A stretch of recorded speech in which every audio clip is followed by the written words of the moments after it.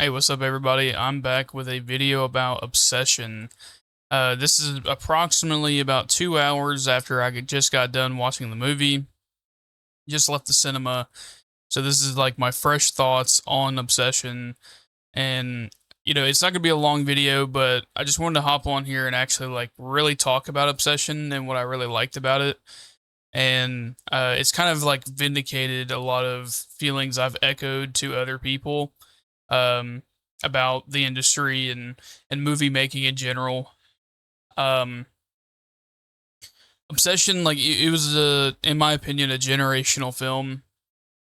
It is something that you don't really see often. You don't really get a movie that goes into such a complicated monkey's paw type of scenario. And I think probably the best thing about it is that these are young folks making movies. And as far as I know, Curry Barker is pretty much a self-made, young director, and I do believe he has talent. Um, Evidently so because of one the reception, but also my own feelings towards the movie and how I reacted to a lot of his decisions within that film and the way he handled the material. I thought was actually someone well beyond where he currently is in life. And that's what makes me believe that this is something that everyone should go see. I think, uh, as a horror fan, horror lover, this movie was very special because it's executed very well, and it's got a lot of people reacting to it emotionally. And that's probably the strongest part about this movie is that it is such an emotionally riveting film. And a lot of the time you don't know really how to feel about the circumstances that the main character finds himself in, and he's kind of in a catch 22. And I see this kind of reception online currently is that people are talking about how the main character is complicit in the relationship that he has after the premise of the film begins. And I do think that to a degree that is absolutely correct that he is complicit, but it's also very nuanced. There's a lot of nuanced, things going on here. He's trapped because he can't escape it, and so what would you do? And I think that's kind of the eerie question. If you were able to make a wish and it actually came true, and there was a lot of downsides that you can't control, and the only way to end it is to kill yourself, like what would you do? You know, there's not really a perfect answer to this.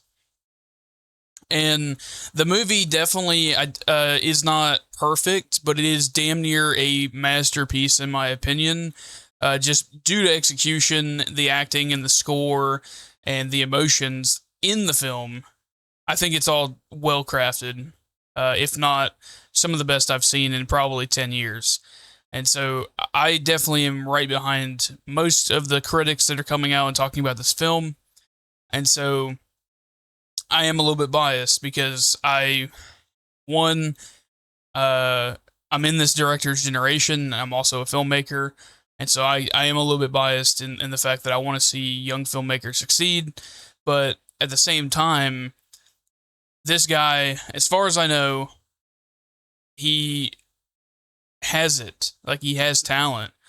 And I think for once I walked out of a movie like, holy shit, finally someone can make a damn horror movie. And, I haven't said that in a while.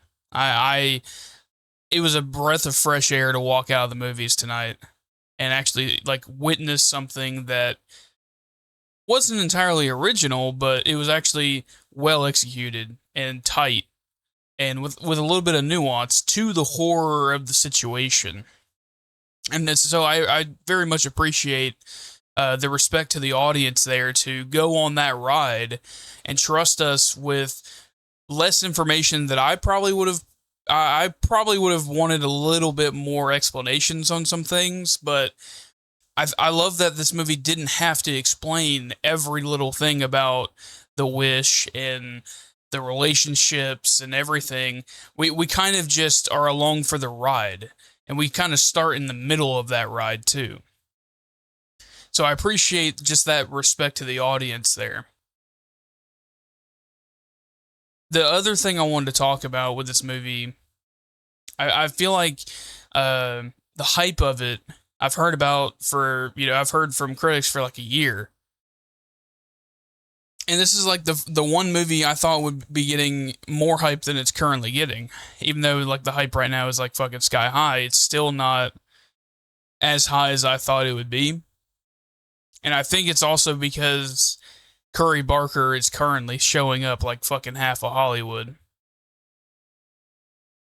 So, I mean, I'm just saying, like the old tricks can't do what this guy is doing.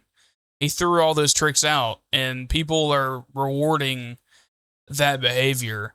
And so I would love to see more movies in this vein, like a monkey's paw, type of twist on uh, stories that we've heard 1,000 times, Um, and I think like in the past 10 years, we've seen a lot of these types of movies where essentially it's a monkey's paw situation.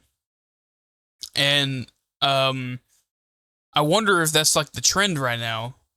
But, I might be wrong. I might be uh, overthinking it. But I'm starting to think that maybe like the monkey's paw type of film, genre is really what's in right now. So it's this film has kind of inspired myself here to get back to writing and doing my own thing and all that. But I just want to pop on here and tell you guys to go see the movie and make the case if you're a film fan like myself, especially a horror guy like myself, and you haven't seen a damn good one in a minute, go and see this one. This one's not bad, man.